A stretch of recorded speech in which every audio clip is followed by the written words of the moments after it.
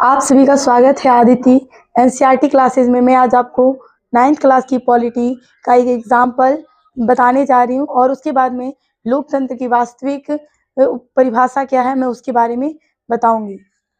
ये मैक्सिको के बारे में मैं बताने जा रही हूँ। मैं आपको मानचित्र में पहले दिखा देती हूँ जिससे कि आपको समझने में काफ़ी आसानी होगी। ये देख सकते हैं नॉर्थ अमेरिका, ये सबसे ऊपर कनाडा है, फिर यूएसए है, फिर मैक्सिको है।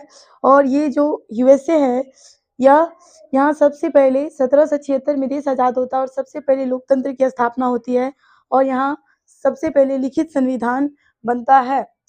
और उसी के नीचे जो मैक्सिको है यह 1930 में स्वतंत्र होता है और यहाँ एक पीआरआई पार्टी की गठन होती है और यहाँ पीआरआई पार्टी के जो राष्ट्रपति हैं वह शुरू से ही एक ऐसा सिस्टम लाते हैं कि जिससे कि मान लीजिए कि इस पीआरआई पार्टी की यदि सभा बैठक हो रही है तो इसमें जो मान लीजिए कि जिला पे हो रही है या राज्य लेवल में हो रही है तो जिला के जो भी अधिकारी हैं, जो भी कर्मचारी हैं, सभी व्यक्ति इस बैठक में भाग लेंगे। और या तो वो राज्य लेवल की हो रही है तो राज्य की जितनी कर्मचारी अधिकारी हैं सभी व्यक्ति शामिल होंगे और उनकी इतनी खातिरदारी की जाती थी, इतनी मान मनोबल, इतना उन्हें सम्मान दिया जाता था जिसके कारण उन्हें फ्री में खाना, फ्री में सब कुछ, जिसके कारण कि उनके काफ़ी मनोबल मजबूत। और यहाँ तक कि कर्मचारी ही वह चाहते थे कि सिर्फ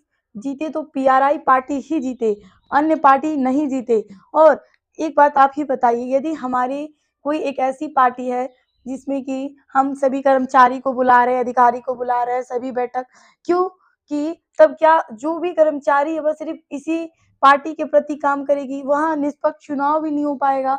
क्यों?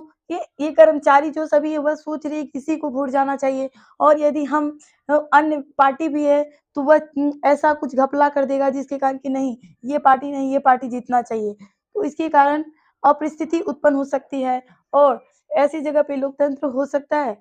यहाँ तक ही नहीं, वहाँ के जो टीचर थे उनको भी सभा में शामिल होना था और टीचर का काम था कि उन्हें कहा जाता था कि आप बचपन से जो छोटे-छोटे बच्चे हैं उनके अंदर ये सॉफ्टवेयर डालिए कि वह पीआरआई के प्रति काफ़ी पॉजिटिव माइंड रखे कि जो भी हो रही है हमारे देश में पॉजिटिव, जो भी अच्छा हो रहा है वह सिर्फ पीआरआई का देन है। और यहाँ तक ही नहीं, इनके जो माँ-बाप टीचर्स मीटिंग में माँ-बाप को बुलाया जाता था और उन्हें यह कहा जाता था कि आप सिर्फ पीआरआई को ही वोट दीजिए। क्या एक पार्टी जो पीआरआई बनी वह सभी व्यक्तियों को हमेशा यह करिए आप मुझे वोट दीजिए, आप मुझे। तो एक बात बताइए, क्या हम इसे लोकतंत्र कहेंगे? यहाँ तक ही नहीं, यह जो पीआरआई पार्टी के वह देखेंगे कि ये यहाँ के लोग मुझे समर्थन नहीं है, वो मुझे सपोर्ट नहीं कर रहे हैं, तो वह क्या करते थे कि चलो यहाँ के जब लोग मुझे वोट ही नहीं देंगे तो यहाँ के जो चुनाव के यहाँ मान लीजिए यहाँ चुनाव होने वाला है तो इसके चुनाव स्थल को हम काफ़ी दूर, इतना दूर ट्रांसफ़र कर देंगे कि वहाँ लोग ही नहीं पहुँच पाए। तो आप ही बताइए कि जब हम इसके प्रति विपक्ष में कोई चुनाव ही नहीं दे पाएगा, चुनने का कोई अच्छा विकल्प नहीं रहेगा, तो क्या उसे हम लोकतंत्र कह सकते हैं? तो इसे हम लोकतंत्र नहीं कह सकते हैं। और यहाँ तक ही नहीं, यह 1930 से 2000 तक सिर्फ पीआरआई पार्टी का ही सरकार रही। तो उपयुक्त सभी परिभाषाओं से देश की परिभाषा की जो लोकतंत्र की व्यवस्था बताया जा रहा है, क्या आपको देख के लग रहा है कि ये लोकतंत्र है? क्या इसे लोकतंत्र कह रहे हैं? और हम आपको वास्तविक में लोकतंत्र की परिभाषा क्या है, हम उसके बारे में आपको बताने जा रहे हैं जिससे कि आप देश में यह पता लगा सकते हैं कि क्या आपके देश में वास्तविक में लोकतंत्र है या नहीं।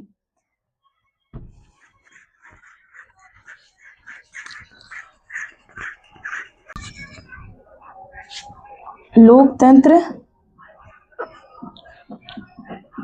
शासन का वास्तविक रूप। हम आपको बताने जा रहे हैं कि वास्तविक में लोकतंत्र के शासन का रूप कैसा होना चाहिए। तो मान लीजिए कि ये लोगों के द्वारा, आम पब्लिक के द्वारा जो शासक का चुनाव हो रहा है और शासक जो चुन के आ रहे हैं वह स्वयं, मान लीजिए कि वो जो स्वयं जो शासक देश के सभी प्रमुख निर्णय को स्वयं लें। जो भी देश में क्या करना है, नहीं करना है, देश की भलाई कैसे, देश की आंतरिक अर्थव्यवस्था, रक्षा की व्यवस्था, कैसा सिस्टम करना है, वह सारी डिसीजन को स्वयं ले। ना कि मान लीजिए कि ये पावरफुल यूएसए देश है और ये इसके दबाव में नहीं, इसके दबाव में यह कहेगा कि नहीं हमें यूएसए हेल्प कर रहा है तो हमारी रक्षा व्यवस्था कैसी करनी चाहिए।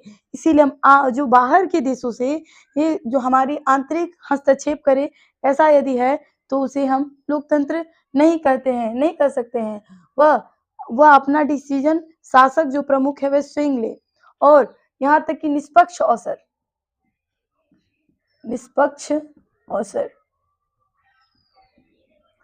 एक ऐसा अवसर जिसमें कि मौजूदा शासक को बदलने की ही प्रावधान हो। जैसे कि ऐसा अवसर मान लीजिए कि कहीं ऐसे देश है जहाँ लोकतंत्र है, लोगों के द्वारा चुन के आता है, लेकिन उसको हम 5 साल में बदलने की कोई ऐसी प्रावधान नहीं है, वो जन्म संग्रह करा लिया है, तो क्या हम इसे निष्पक्ष अवसर बोलेंगे? इसे निष्पक्ष अवसर नहीं कर सकते हैं।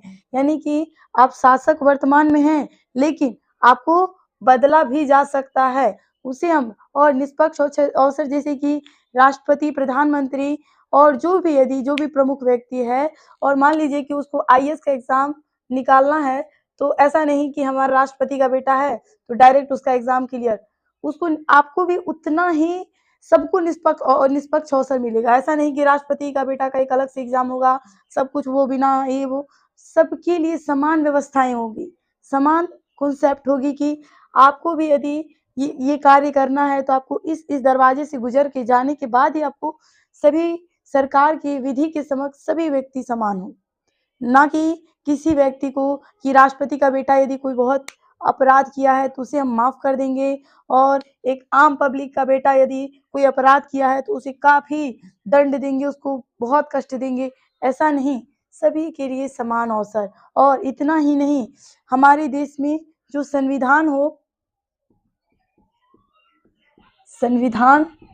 जो शासक हो वह संविधान के अनुसार चलना चाहिए, जो कि संविधान के द्वारा नियमों और कानून के आधार पर, ना कि मेरे द्वारा बोले गए हर कानून है, वह संविधान को ऐसा भी नहीं कि बार-बार संविधान को हम संशोधन करके उसकी मूल चीज़ को जो है हम उसको बदल देते हैं, उसके अधिकार को बदल देते हैं। तो ऐसा होने पर उसे हम लोकतंत्र नहीं कह सकते हैं। और यहाँ तक कि जो संविधान में सरकार के जो दिए गए शक्ति और नागरिकों के अधिकार और इन दोनों के बीच में रहकर काम करने की, क्योंकि संविधान जो है हमारा यह कार्य करता है कि सरकार को शक्ति देता है, लेकिन उस शक्ति को कम करने के लिए नागरिकों को अधिकार भी देता है कि यदि आप इस अधिकार का हनन करते हैं तो सरकार के खिलाफ ही आवाज़ उठाया जा सकता है। ऐसा नहीं कि आप सरकार में हैं तो आपका जो दिल करे वो कर सकते हैं, नहीं, ऐसा बिल्कुल भी नहीं है। और लोकतंत्र में एक देश में एक व्यक्ति का एक वोट हो, ऐसा नहीं एक वोट कि राष्ट्रपति का यदि बेटा वोट देगा तो वो 50 वोट के बराबर होगा और यदि आम पब्लिक का वोट देगा तो वह 1 वोट के बराबर, ऐसा बिल्कुल भी नहीं। सभी व्यक्ति का वोट समान क्यों, राष्ट्रपति का बेटा भी एक, जो भी बड़े-बड़े व्यक्ति हैं उनके वोट का वैल्यू सिर्फ 1 ही रहेगा, ना कि आप में एडिशनल जुड़ जाएगा क्योंकि आप पावरफुल के बेटे हैं। और ये सभी चीज़ें यदि जिस देश में पाई जाती है उसे ही लोकतंत्र कहते हैं। यदि आपको हमारी वीडियो अच्छी लगे तो लाइक करें, सब्सक्राइब करें और हमारे कमेंट बॉक्स में कि आपको ये क्लास कैसा लगा। धन्यवाद।